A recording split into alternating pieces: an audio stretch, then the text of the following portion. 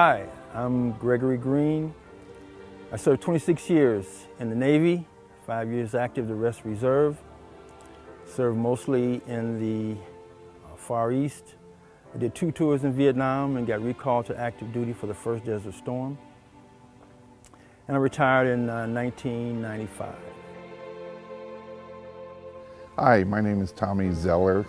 I served in the United States Air Force for 4 years and then the California Air National Guard for 17 years, for 21 years total service time.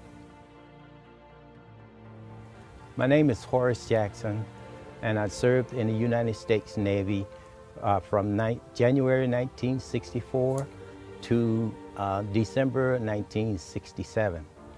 I was aboard USS Pine Island. It was a seaplane tender, and actually it represented the Navy in that area. It was what they call an ambassador ship that we traveled from country to country doing ambassador work. You speak to veterans, anybody who's worn a uniform, they serve because of the folks around them. They serve because of the men and women who served in their unit, particularly if they were small units, elite units.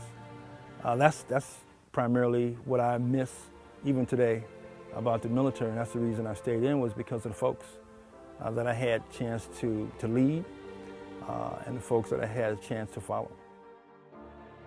I really always had a desire to serve in some capacity in the military. I think I grew up 40s and 50s with that, you know, John Wayne movies and everything, and that was something I wanted to do.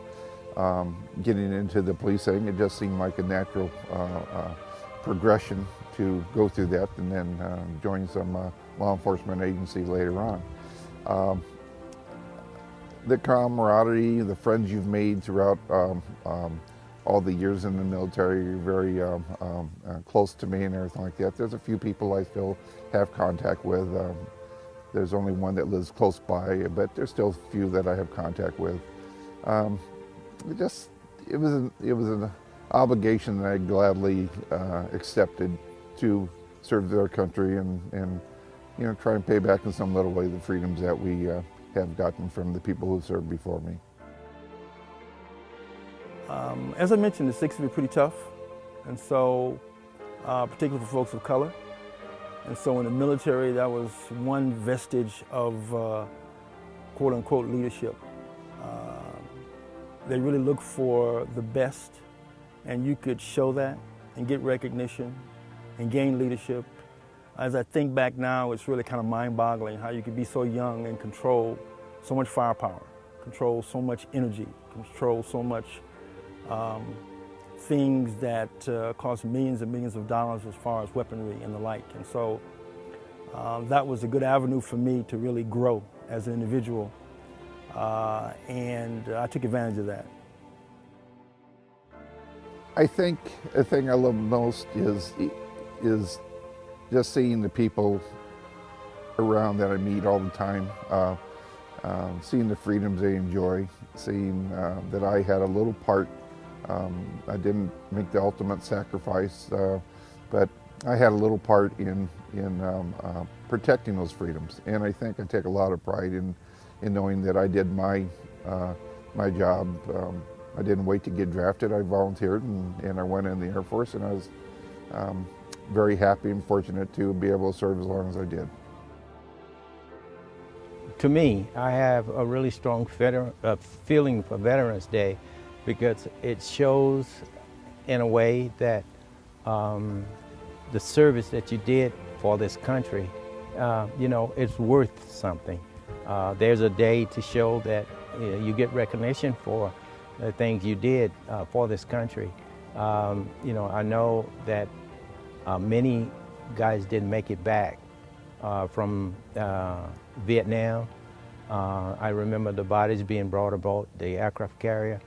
So once I got back here, this country meant an awful lot to me.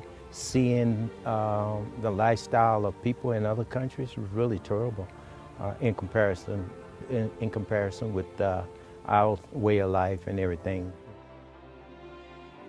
I think it's a time to honor those who have served, honor those who were fortunate to have served in conflicts and were able to come home to their families. For, as we know, 53,000 from Vietnam never made it home. One of my best friend's brother didn't make it home. And so there's a lot that's on his thoughts and mine during Veterans Day of those not only who made it home that didn't. I know there's been a lot of hard feelings, bad feelings about the Vietnam veteran, and maybe even the Korean veterans who never received any recognition coming home. And I sympathize with those thoughts. Maybe it's because I was at an Air Force base in Vietnam that we were fortunate not to have a lot of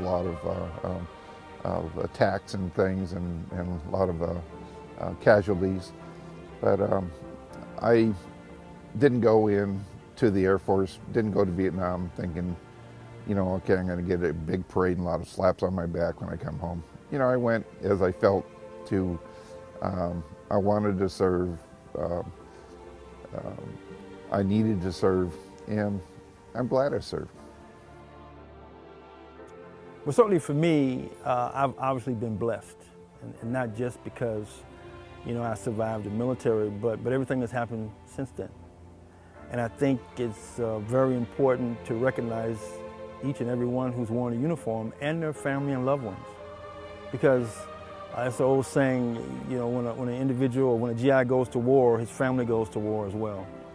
And I think sometimes we overlook the sacrifice that parents and wives and girlfriends and those who loved us, how much they anguished about our safe return. And so I take my hat off to anybody and everybody who's worn a uniform, but also to those who loved them and those who cared about them and those who wrote to them and those who cried for them. And so for me, using Veterans Day, I think every day ought to be Veterans Day. And as we think about the 11th month, the 11th day, 11th hour, it was in tribute, so to speak, to the war to end all wars. And of course, there have been wars and rumors of wars since then. Certainly, I trust that those who may be having some trouble, physical and mental, based on their service, keep the faith. You're a warrior, and I'll never forget you.